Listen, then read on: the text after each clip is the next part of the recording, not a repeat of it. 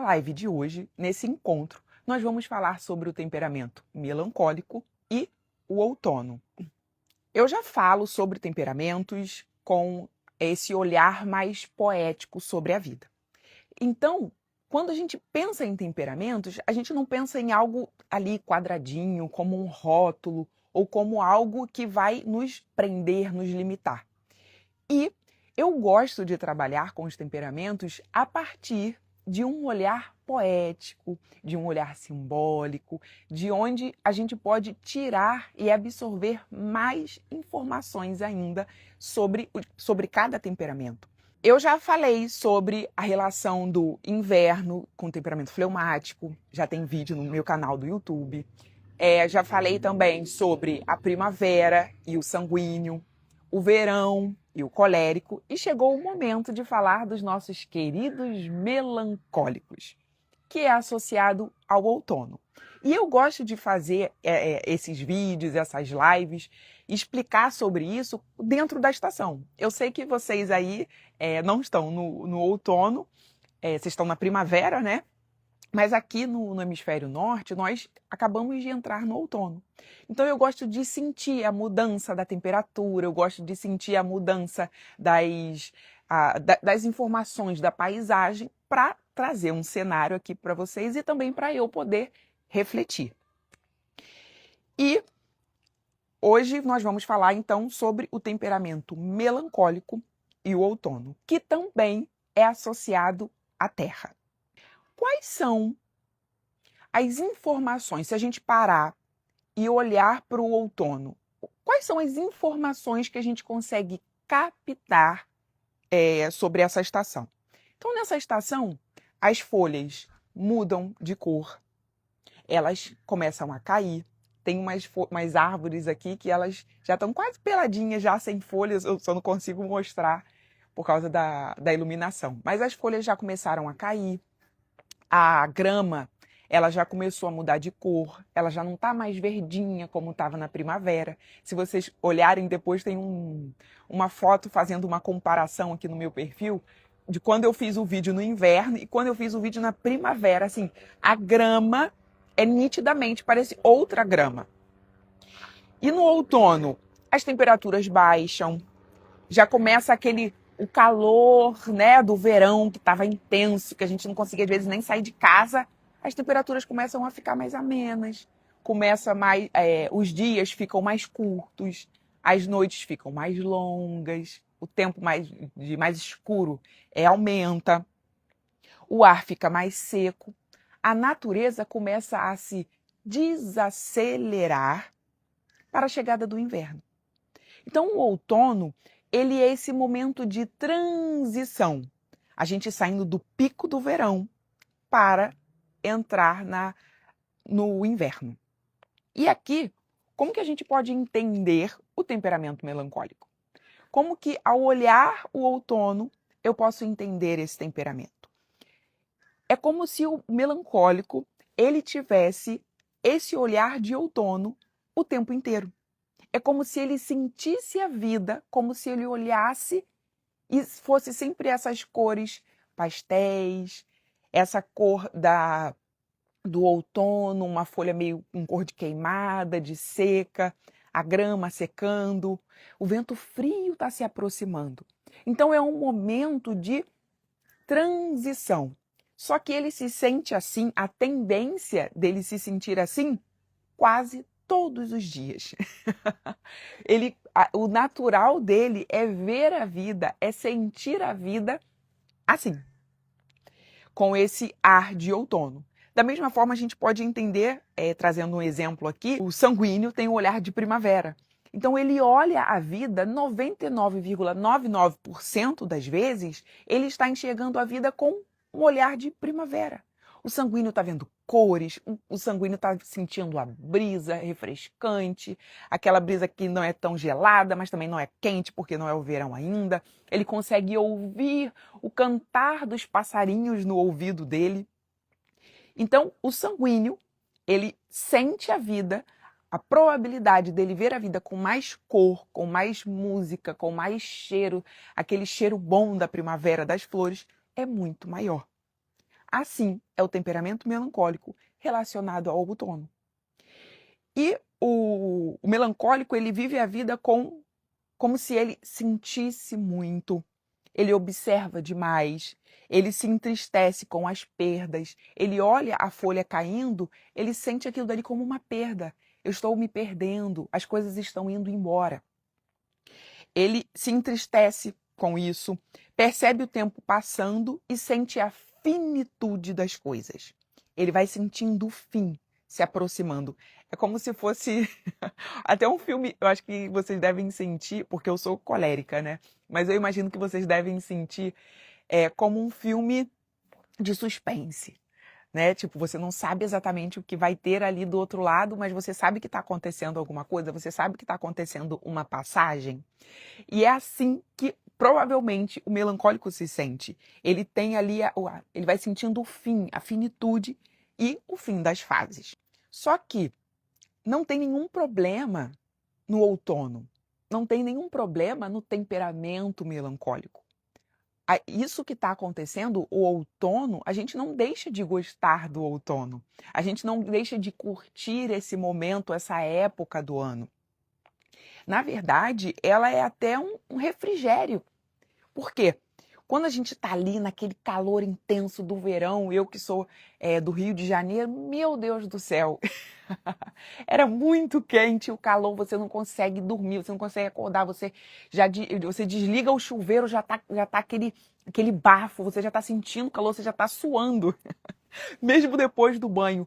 Mas aí quando vai chegando o outono, é agradável. A gente vai sentindo um frescor, a gente vai sentindo o tempo esfriando, as coisas mudando. Então, o que eu quero convidar você que é melancólico ou você que convive com o melancólico, se relaciona. Se você é melancólico, o meu convite é: ajuste o seu olhar.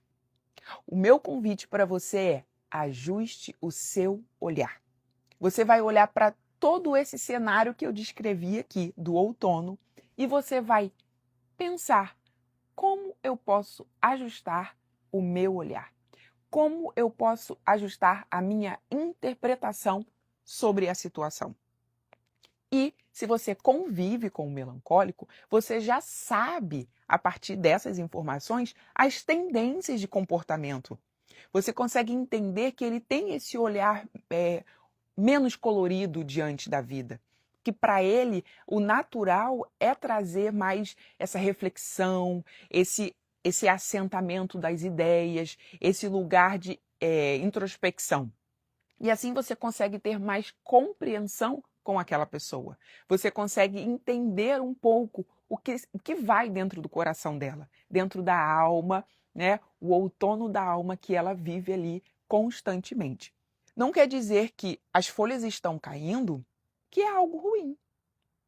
Não quer dizer que o verão passou, que é algo ruim. Não quer dizer que o inverno se aproxima, os dias estão mais curtos, a luz do dia não é tão intensa assim. Eu estava até comentando, né, com a minha mãe, eu falei: mãe, realmente chegou o outono aqui para mim e a vontade é de se recolher.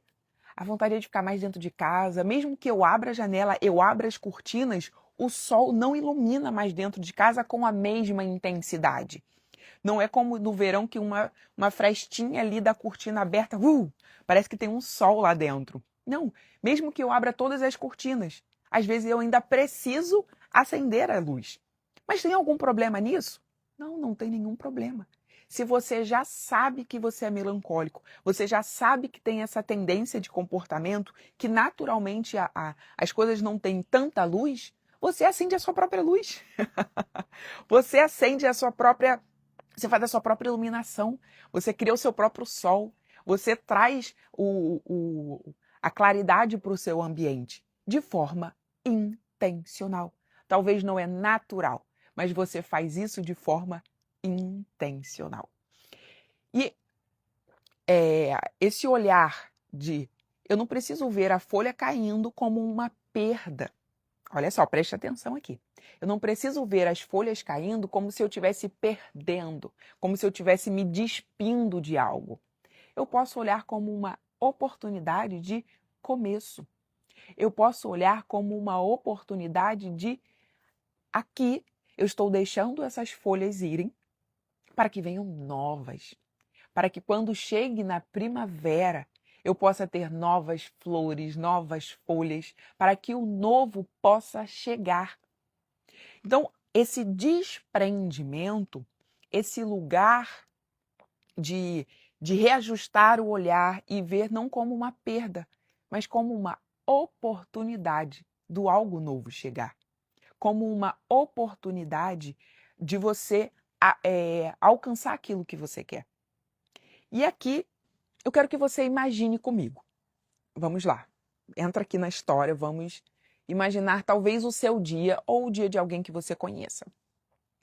Você acordou de manhã cedo, se arrumou, acordou um pouquinho ali atrasada, arrumou as crianças, foi para a escola para levá-los. Só que nesse caminho, as crianças esqueceram alguma coisa, você teve que voltar para buscar, você teve que voltar para fazer alguma coisa. Porque as crianças deram uma bobeira, não botaram a roupa na hora certa, o uniforme, você se estressou, gritou com as crianças, foi para o trabalho, deixou as crianças e foi para o trabalho. Chegando no trabalho, você viu que deixou o relatório em casa. Naquela correria de voltar para poder pegar o trabalho da criança, você esqueceu o relatório. As reuniões não foram assim como você imaginava, porque o seu material de apoio ficou em casa. E aí aquilo dali já deu uma segunda desestabilizada no seu dia. E aí, durante o dia, as coisas foram acontecendo. Você foi para casa, pegou as crianças, foi para casa. Chegou em casa, o marido não tinha feito aquilo que vocês tinham combinado. Ele falou que se atrasou também no trabalho e que não deu para fazer o que você pediu. Pronto.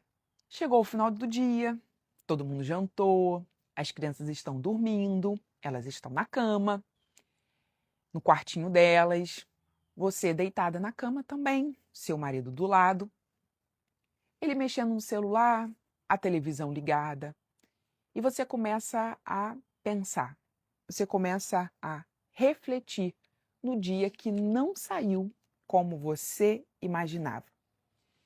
Você falou, caramba, não dei o meu melhor, não consegui fazer o que eu queria na reunião de trabalho.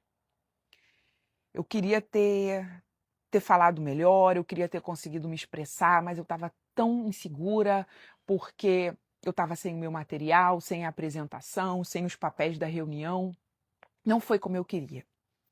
Aí você pensa, caramba, de novo eu gritei com as crianças.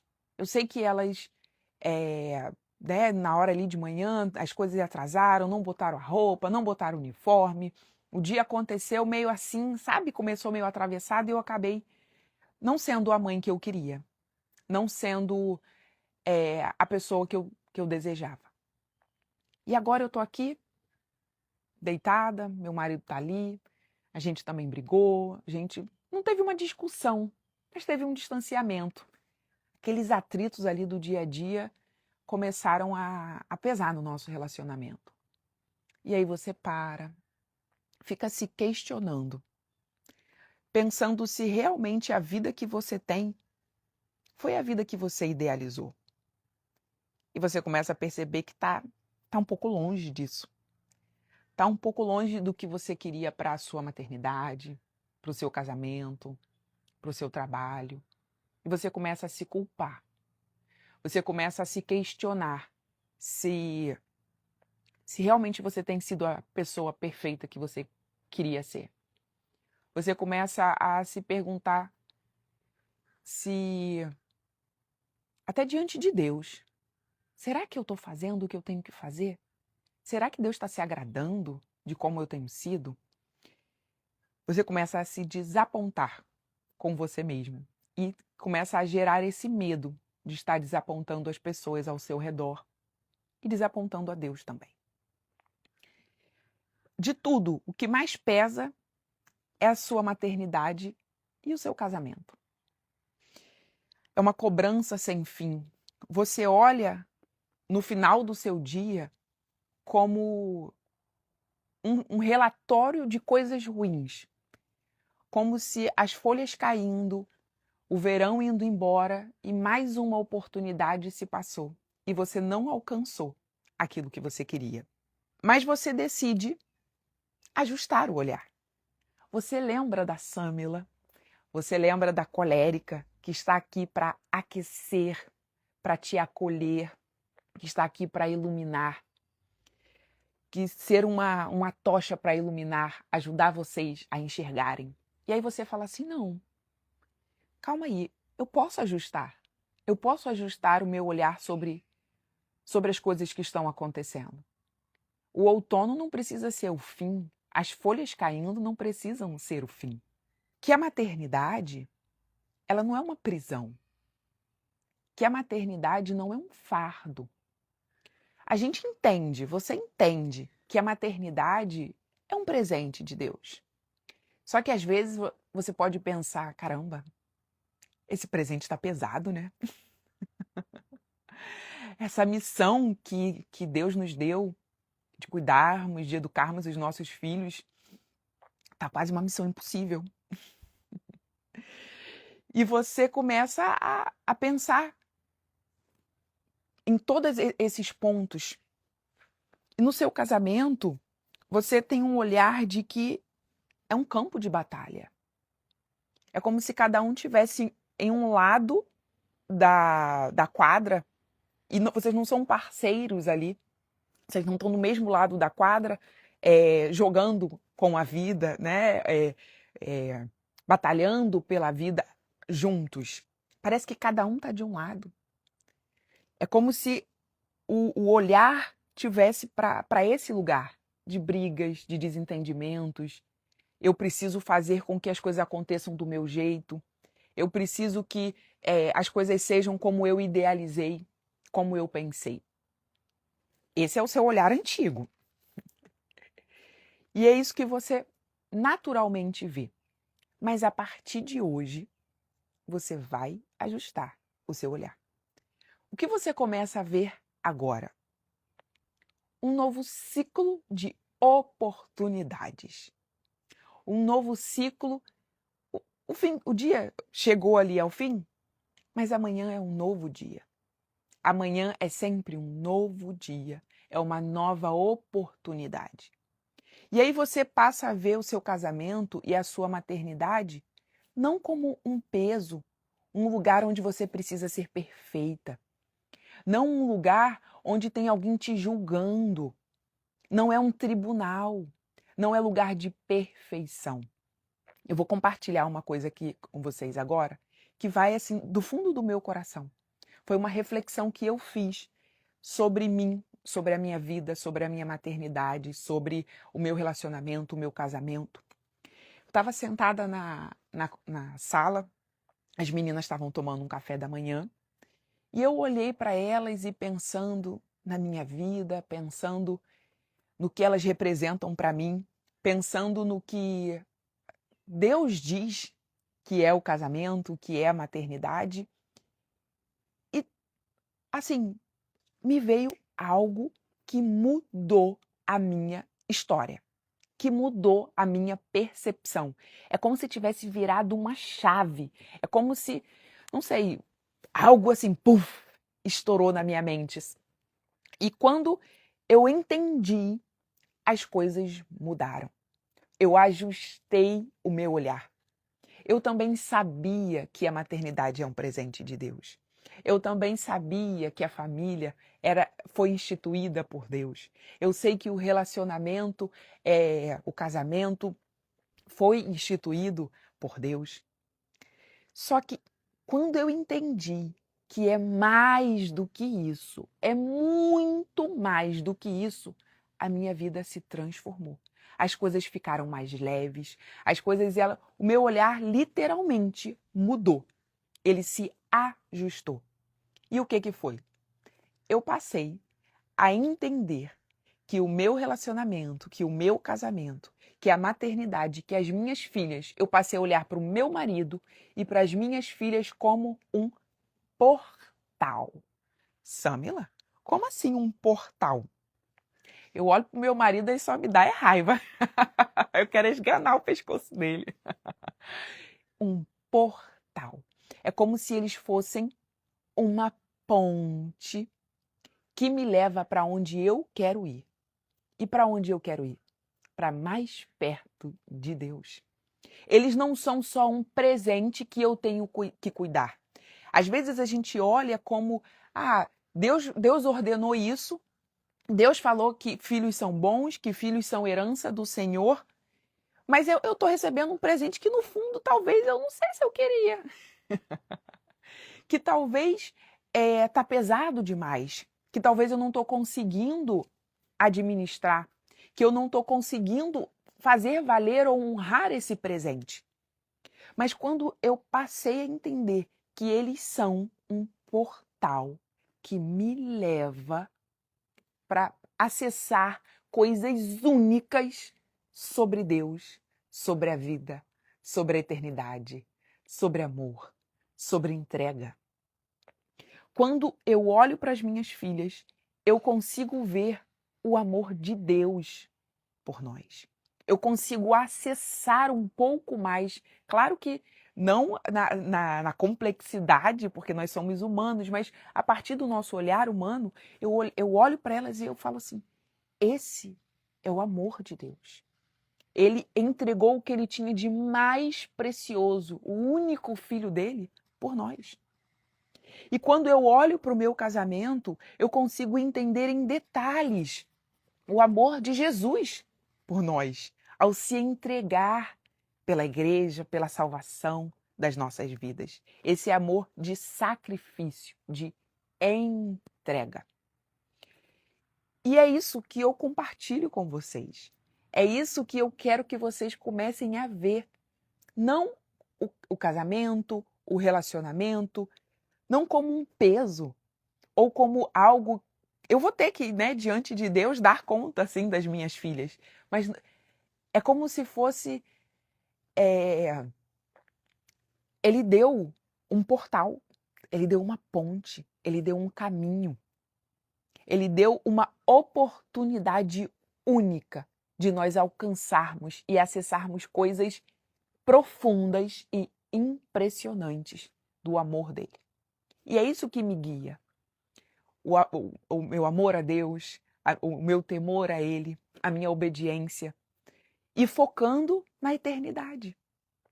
Não só eu tenho que conduzir a minha família para a eternidade, mas na verdade é através deles, através do cuidado, da entrega, que eu alcanço aquilo que eu quero para a minha vida.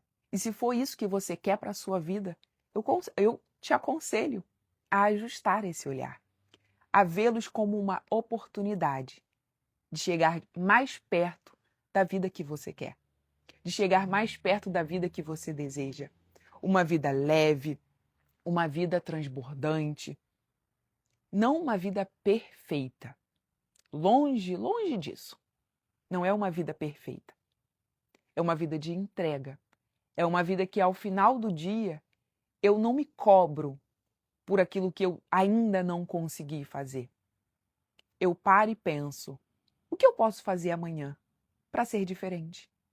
Não é um lugar de cobrança, não é um lugar de perfeccionismo, não é uma prisão que as coisas estão... Você está preso ali e as coisas não podem ser diferentes. Não, as coisas não podem ser diferentes. Você é a autora da sua própria história. Você é o autor da sua própria história. Você basta só você decidir. Decidir, eu quero isso. Eu quero ser diferente. Não é mudar o meu temperamento. Não é, mudar as tendências do meu temperamento, deixar de ser melancólico. É ajustar o olhar. Assim como todos os outros temperamentos também precisam. Não é porque o sanguíneo vê a vida como primavera que está tudo perfeito. O olhar dele sobre a vida é 100% perfeito. Não. Porque a vida não é 100% cor. A vida não é 100% festa. A vida não é 100% os passarinhos cantando. Existe, cada fase do ciclo é importante. Então, da mesma forma que o melancólico ajusta o seu olhar, o fleumático também, o colérico e o sanguíneo. Não tem temperamento melhor ou pior do que o outro. Tem pessoas que estão decididas a ter a vida que elas desejam. Pessoas que estão decididas a mudar aquilo que elas acreditam que não é bom para elas. Sem culpa, sem vitimismo, sem esperar que alguém venha resolver para você. É esse lugar, você sai desse lugar de vitimismo, esse lugar esperando que coisas caiam do céu e coisas aconteçam. Deixa eu falar uma coisa muito séria aqui para você.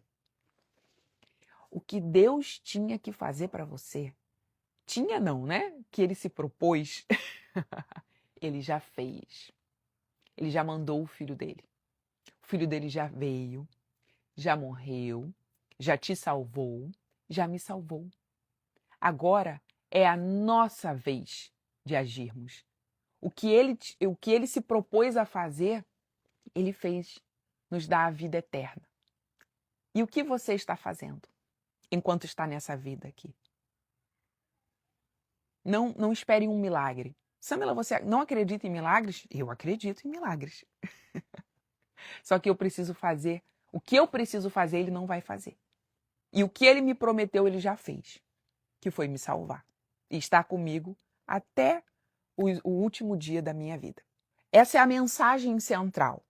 Não tem problema ser melancólico. Não tem problema ter esse olhar de outono sobre a vida. É só necessário ajustar. E aí você pode se colocar, Samila, mas como eu faço isso? Como que eu ajusto? Eu não estou conseguindo fazer sozinha. E é o meu convite. Eu estou aqui para te apoiar. Eu estou aqui para pegar na sua mão e te conduzir. Por isso que eu criei a consultoria individual. Para que a gente possa sentar, conversar. Eu vou entender aquilo que você quer ajustar. Qual ponto? Qual ponto, qual área da sua vida você sente que não está olhando da maneira que poderia? Fazer alcançar aquilo que você deseja. E dentro da consultoria, a gente vai trabalhar justamente esse ponto que você trouxer. Eu vou te ouvir, eu vou entender, eu vou trazer clareza sobre esse ponto e juntas nós vamos construir um plano com ferramentas para você colocar em prática. A consultoria é esse lugar. É o lugar onde eu te escuto, é o lugar onde eu entendo os seus anseios, eu entendo qual é o desejo, para onde você quer ir. E juntos, a gente cria esse plano. Eu trago ferramentas práticas. Não é só teoria, não é só conversa, é ferramenta para depois, quando sair ali da consultoria, você começar a colocar em prática. Porque é atitude. A vida entende decisão e atitude. Você decide e confirma a sua decisão com atitudes. E essa é a proposta. Eu trago a clareza, eu trago o direcionamento para onde você quer ir. Eu mostro o caminho, você toma a sua decisão e juntas a gente gera esse plano, essas ferramentas para você agir, para você colocar em prática e alcançar a vida que você deseja. São 2 encontros. A gente consegue ajustar todos esses pontos que eu abordei aqui, te entender, ouvir, saber o que você quer e gerar as ferramentas, gerar aquilo que você deseja para colocar em prática em 2 encontros. Então, se você sente a necessidade, Samila, eu preciso, eu não estou aguentando mais a forma como eu estou entendendo, que eu estou absorvendo as coisas, que eu estou olhando para a vida, não é o lugar que eu quero para mim. E eu preciso de ajuda. E eu estou aqui para te ajudar. Então, ao final dessa live, me chama no direct, vamos conversar, para eu poder te ouvir você, entender um pouco daquilo que você deseja alcançar, o que você quer observar na sua vida e eu mostro como eu posso te ajudar. Não desista. Não desista de ter uma vida leve. Não desista de ter uma vida feliz. Não desista de ter um casamento saudável. Não desista de ter uma vida plena, transbordante e focando na eternidade, que é o que realmente mais importa. Estou muito feliz de ter vocês aqui. E eu não poderia voltar, né, se não fosse com o temperamento, o meu temperamento queridinho, que é o temperamento melancólico. Apesar de eu ser colérica, eu confesso que o temperamento melancólico me intriga, ele me chama, ele cresce assim ao meu olhar, é algo mágico. E eu fico muito feliz da maioria dos meus seguidores serem do temperamento melancólico. Eu acho que a gente se encontrou aqui, né? Os melancólicos encontraram uma colérica que só quer o bem de vocês. Uma colérica que realmente quer usar esse fogo para iluminar, para aquecer, para direcionar, para dizer para vocês que pode ser diferente. Para dizer para vocês que vocês podem sonhar. Não com uma vida perfeita, não com perfeição. Nada de perfeição, melancólicos. Mas com aquilo que vai no coração.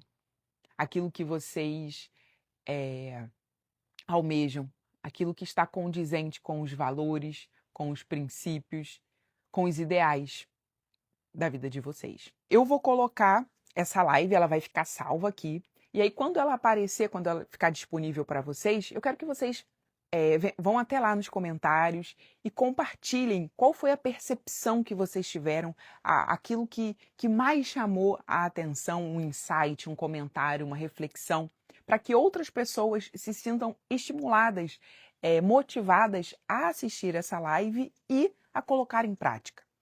Que essa mensagem alcance ainda mais pessoas, não só melancólicos, mas todas as pessoas, todas as mulheres que estão dispostas, que elas querem ser melhor, elas querem cuidar da família, elas querem ser boas esposas, boas mães, mas elas não estão conseguindo, elas não estão sabendo como. E eu tenho certeza que essa live vai trazer luz, vai iluminar, mostrar que pode ser diferente. Tem um comentário aqui. A perfeição chega a ser um defeito para o melancólico, porque ele paralisa esperando a perfeição que nunca chega. Exatamente, é o que eu sempre falo. O melancólico, ele tem um perfeccionismo paralisante. Não é só porque ele quer fazer muito bem e ele quer se dedicar. É que se ele não consegue cogitar a ideia, a possibilidade de fazer algo que não seja perfeito, de errar. Então, antes de errar, antes de lidar com a possibilidade do erro na mente dele, da imperfeição na mente dele, ele prefere não fazer. Ele prefere não colocar os planos em prática. Ele prefere continuar no mesmo ambiente, no mesmo lugar, fazendo as mesmas coisas para não ter que lidar com uma possibilidade de erro, com o julgamento das pessoas, talvez. Mas às vezes, boa parte do julgamento é do próprio melancólico. As outras pessoas nem estão prestando atenção à vida. Cada pessoa está vivendo a sua vida. Então, se você é melancólico, não se importe com a opinião dos outros, com o que os outros vão falar, com o que os outros vão dizer. Não se importe com o erro. A questão não é errar. A questão é o que eu faço com isso. A questão não é o que aconteceu na minha vida, mas é o que eu vou fazer com o que aconteceu. Qual é a utilidade que eu vou dar para esse acontecimento? Eu vou pegar e eu vou reclamar? Eu vou justificar?